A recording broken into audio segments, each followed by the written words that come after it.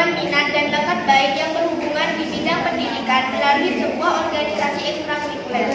Kegiatan ekstrakurikuler merupakan bagian dari pendidikan luar kelas yang mempunyai tujuan untuk mengembangkan minat dan bakat siswa agar terasa.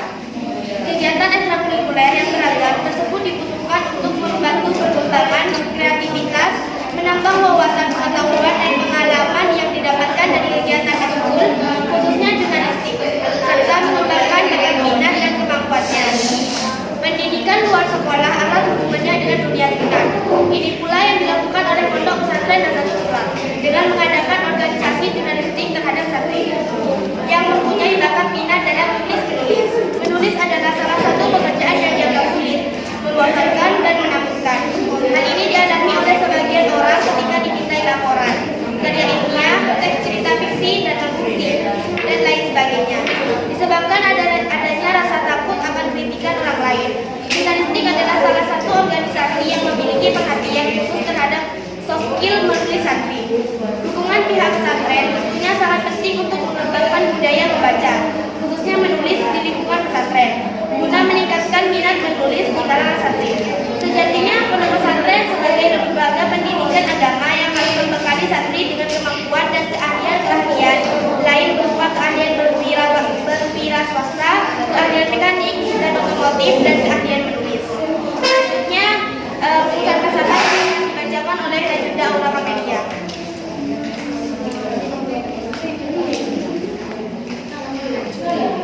Baik, saya akan membacakan rumusan masalah.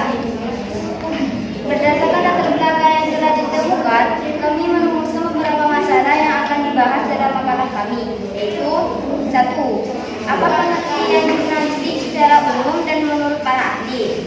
2. Apa sejarah jurnalistik? 3. Apa saja ciri-ciri pembagian karakteristik bahasa serta manfaat jurnalistik? Yang keempat, apa yang menjadi faktor pendukung dan penlambat? Baik, saya berikan kepada Sulistiawati. Tujuan makalah pertama kami ini adalah 1. Untuk mengetahui pengertian jurnalistik secara umum dan menurut para ahli, untuk mengetahui sejarah jurnalistik, 3. Untuk mengetahui apa saja ciri-ciri pembagian karakteristik bahasa serta manfaat jurnalistik, 4. Untuk mengetahui faktor pendukung dan penghambat jurnalistik. Baik, kegunaan makalah yang akan dijelaskan oleh Sulistiawati.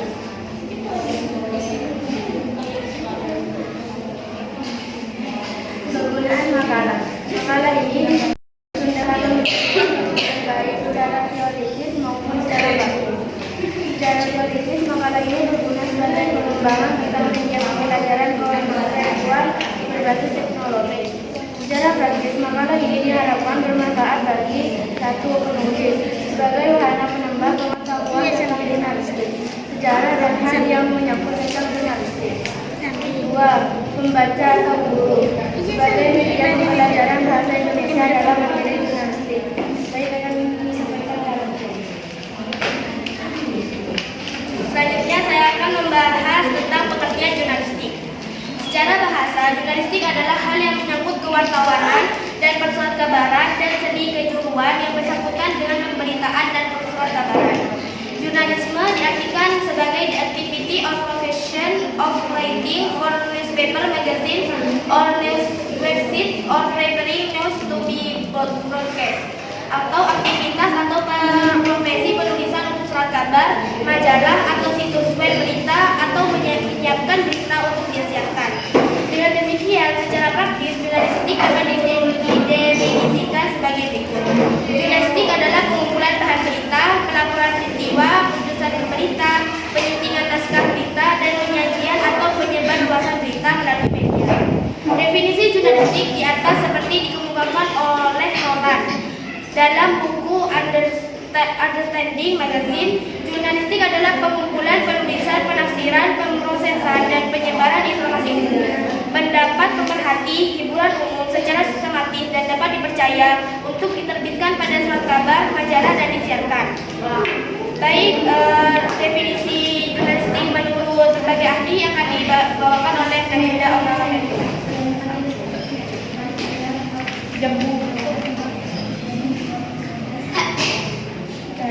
Yang pertama, Adiligoro. Dalam buku Hukum Komunikasi Jurnalistik yang diterbitkan pada tahun 1984, Adiligoro mendefinisikan jurnalistik sebagai sebuah kepandaian dalam hal mengarang yang tujuan pokoknya adalah untuk memberikan kabar atau informasi pada masyarakat umum secara mungkin dan tersiar seluas mungkin. Menurut Adiligoro, jurnalistik mempelajari seluruh bentuk penyiaran berita dalam berbagai media ekspres, termasuk juga dalam teater, film, atau rapat. Yang kedua,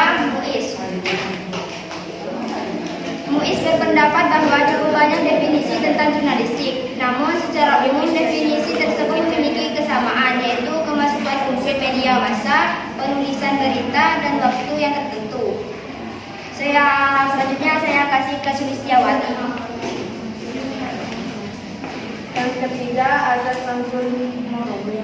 Dalam buku jurnalistik yang diterbitkan pada tahun 2003, Azad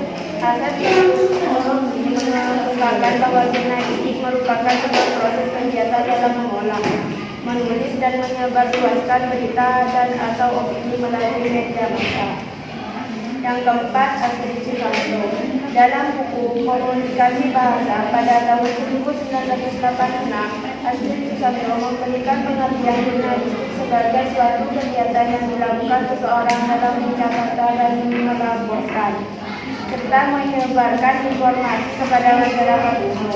Informasi yang dimaksud berkenaan dengan kegiatan sehari-hari. Wijaya berpendapat bahwa jurnalistik merupakan suatu kegiatan komunikasi. Kegiatan komunikasi ini dilakukan dengan cara menyiarkan berita atau ulasan, berupa ulasan peristiwa atau kejadian sehari-hari yang aktual dan faktual. Penyiaran berita dilakukan dalam waktu yang singkat. Baik, yang nomornya maka dijelaskan dari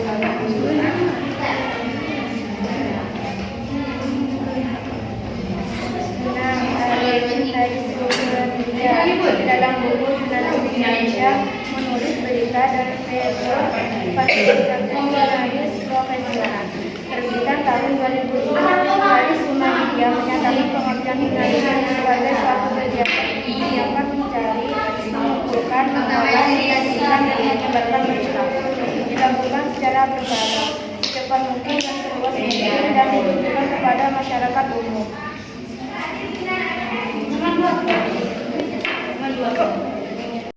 Baik, di sini saya akan menjelaskan tentang sejarah jurnalistik. Banyak literatur yang membahas perkembangan jurnalistik dari zaman ke zaman. Singkatnya, selama ini berbagai sumber literatur tentang sejarah jurnalistik senantiasa merujuk pada Akta Diurna. Pada zaman Romawi kuno, pada masa pemerintahan Kaisar Julius Caesar 100 sampai 44 sebelum Masehi. Akta Diurna yakni papan pengumuman atau sejenis majalah dinding atau papan informasi sekarang. Diyakini sebagai produk jurnalistik pertama, media massa atau surat kabar harian pertama di dunia. Hingga Julius Caesar pun disebut sebagai bapak pers dunia. Sebenarnya Caesar hanya meneruskan dan mengembangkan tradisi yang muncul pada permulaan berdirinya kerajaan Romawi. Saat itu, atas perintah Raja Imam Agung, segala kejadian penting dicatat pada anak, yakni papan tulis yang digantungkan di serambi rumah. Catatan pada papan tulis itu merupakan pemberitahuan bagi setiap orang yang lewat dan memerlukannya. Saat berkuasa, Julius Caesar memerintahkan agar hasil sidang dan kegiatan para anggota senat setiap hari diumumkan pada Akta Diurna. Demikian pula berita tentang kejadian sehari-hari, peraturan-peraturan penting, serta apa yang perlu disampaikan dan diketahui rakyatnya. Papan pengumuman itu dipasang di pusat kota yang disebut Forum Romanum atau Stadion Romawi untuk diketahui oleh umum. Berita di Akta Diurna kemudian tersebar luaskan. Saat itulah muncul para diurnali, yakni orang-orang yang bekerja membuat catatan tentang hasil rapat senat dari papan. Dari kata Akta Diurna inilah secara harfiah kata jurnalistik berasal dari kata diurnal. Dalam bahasa Latin berarti harian atau setiap hari. Kata diurnal lalu diadopsi ke dalam bahasa Perancis menjadi jour dan bahasa Inggris jurnal yang berarti hari, catatan harian atau laporan. Dari kata diurnal muncullah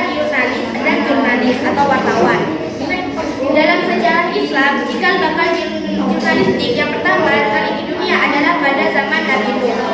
Saat banjir besar melanda kaumnya, Nabi Nuh berada di dalam kapal beserta sanak keluarga, para pengikut yang soleh dan segala macam hewan. Untuk mengetahui apakah air bah sudah surut, Nabi Nuh mengutus seekor burung dara keluar kapal untuk memantau keadaan air dan kemungkinan adanya makanan.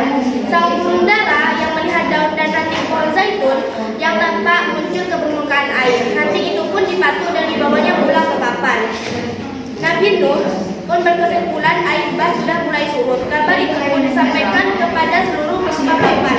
Atas dasar fakta tersebut, Nabi Nuh dianggap sebagai pencari berita dan penyiar kabar pertama kali di dunia. Kapal Nabi Nuh pun disebut sebagai kantor berita pertama di dunia. Karakteristik bahasa. Di dalam jurnalistik terdapat karakteristik bahasa gunanya untuk membuat bahasa yang ada dalam jurnalistik menjadi lebih baik lagi. Terdapat juga jenis jurnalistik dan manfaat mempelajari jurnalistik. Berikut ini pembahasannya. A. Karakteristik bahasa. 1. Sederhana. Sederhana berarti selalu mengutamakan dan memilih kata atau kalimat yang paling banyak diketahui maknanya oleh khayalan pembaca yang sangat heterogen. 2. Singkat. Singkat berarti langsung ke pokok masalah. 3. Padat. Setiap kalimat yang paragraf yang ditulis memuat banyak informasi penting dan menarik untuk khayalan pembaca. 4. Tugas. Tugas berarti tegas, tidak ambigu. 5. Jelas. Jelas berarti mudah ditangkap, maksudnya tidak bau dan kabur. 7. Menarik. Bahasa jurnalistik harus menarik. Menarik artinya mampu membangkitkan minat dan perhatian membaca, memicu selera membaca dan buku. Yang kedelapan, pilih kata atau diksi yang tepat. Pilih kata atau diksi yang tepat yaitu kalimat yang disusun tidak hanya produktif, tetapi juga tidak keluar dari asas efektivitas.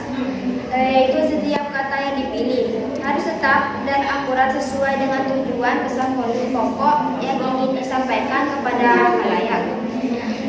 Saya kasih Miss Listiawati. Baik, saya akan menjelaskan tentang pembagian jurnalistik. Berdasarkan media, jenis jurnalistik dibagi menjadi 3 kategori. 1. Jurnalistik cetak, yaitu jurnalistik yang menggunakan media massa cetak sebagai media publikasi surat kabar atau koran, tabloid, majalah. 2. Jurnalistik elektronik, yaitu jurnalistik yang menggunakan media elektronik sebagai media publikasinya, radio, televisi, dan film. Jurnalistik elektronik dibagi lagi menjadi 3. 1. Jurnalistik radio, program berita di radio siaran. 2. Jurnalistik televisi, program berita di televisi. 3. Jurnalistik film, pemberitahuan melalui film. 3. Jurnalistik online, yaitu jurnalistik yang menggunakan internet sebagai media publikasi yang dikenal dengan sebutan media umum, media daring, media siber, situs berita atau portal berita. C. Manfaat jurnalistik. 1. Berpikir holistik. 2. Berpikir kreatif. Seorang jurnalis bisa berpikir kreatif, misalnya mengulas berita dari sudut lain yang berbeda. 3. Berpikir kritis analisis. Apa yang dia lakukan adalah mencari validasi informasi, yaitu kronologi, dengan menggali informasi dari sumber lain, melakukan observasi dan studi literatur. 4. Melatih rasa ingin tahu dan empati. Jurnalis yang baik untuk punya rasa ingin tahu tinggi pada semua hal. 5. Membuat percaya diri. Dia harus mencoba dan melakukan pengamatan pada sumber berita, kemudian bertanya. Hal seperti ini bisa membantu kamu dalam menjalin relasi sosial, meningkatkan rasa percaya diri. 6. Menjalin hubungan baru. Dia harus bertemu dengan orang baru, menggunakan kehadirannya atau kenalannya untuk bercerita serta harus bisa menjalin relasi baik.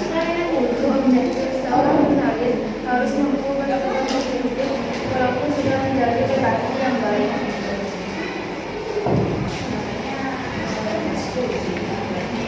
Faktor pendukung adalah faktor yang membantu melaksanakan aktivitas jurnalis, sedangkan faktor penghambat adalah faktor yang menjadi hambatan bagi pelaksanaan aktivitas jurnalistik. Berikut ini adalah faktor pendukung jurnalistik. 1. Dana. Bagi jurnalistik adanya dana juga sangat dibutuhkan sekalipun itu jurnalistik sakti. Yang kedua, sumber daya manusia. Sumber daya manusia inilah yang sangat dibutuhkan dalam organisasi ini, karena di dalam jurnalistik ada pembagian tugas masing-masing, mulai dari reporter, editor, dan layout. Yang ketiga, sarana dan prasarana. Dalam melaksanakan jurnalistik dibutuhkan sarana, mulai dari komputer, laptop, printer, dan kondisi wifi. Selain dari segi prasarana, yaitu ruang rapat, ruang pekerjaan, dan ruang pertemuan. Lihat dari ketiga faktor pendukung di atas, faktor penghambatnya adalah kurangnya minat dari pembeli atau pembaca. Selain itu adanya juga kurang seriusan bagian santri yang menjabat sebagai anggota jurnalistik untuk menciptakan karya yang menarik bagi pembaca. Kesimpulan dari makalah ini, berdasarkan pembahasan dapat diambil kesimpulan. Pengertian jurnalistik adalah pengumpulan, penulisan, penafsiran, pemrosesan, dan penyebaran informasi umum. Pendapat pemerhati, hiburan umum secara sistematis dan dapat dipercaya untuk diterbitkan pada surat kabar, majalah, dan disiarkan.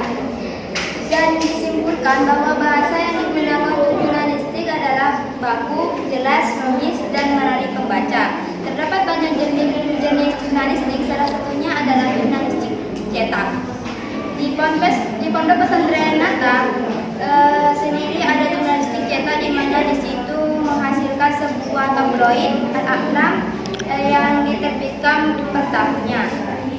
Sejarah jurnalistik sendiri berasal dari akta diurnal, dan ada juga yang mengatakan bahwa berita pertama adalah Nabi Nuh alaihissalam. Manfaat dari pelaksanaan jurnalistik sendiri beragam, tetapi salah satunya membuat kita jadi percaya diri dan ikut andil dalam menuangkan karya itu sendiri.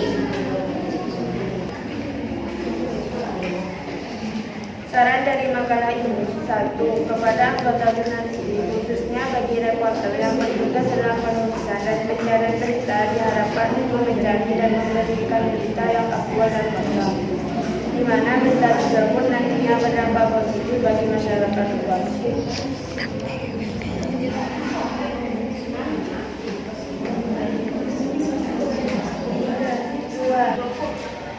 2. Kepada santri komunikasi selama dalam menulis dan berbagi agar bisa bermanfaat bagi negara. 3. Kepada masyarakat meningkatkan kesadaran dalam memilih berita yang mana yang asli atau hoax. Baik, dari penjelasan makalah ini apakah ada yang mau bertanya? Ada. Jadi saya mau bertanya, kan tadi membahas tentang organisasi jurnalistik. Manfaat kita mengikuti organisasi tersebut itu apa? Apa saja yang karakteristik jurnalistik? Baik, saya akan menjawab pertanyaan dari Aini. Kan tadi Aini bertanya apa manfaat mengikuti jurnalistik. Manfaatnya: 1. Berpikir kreatif, 2. Berpikir kritis, 3. Membuat kita percaya diri. Baik, saya akan menjawab pertanyaannya dari Fatim. Pertanyaannya tadi, apakah karakteristik jurnalistik? Yaitu sederhana, singkat, padat, ringkas, jelas, menarik, dan diksi. Sekian presentasi dari kami, kurang lebihnya mohon maaf. Assalamualaikum warahmatullahi wabarakatuh.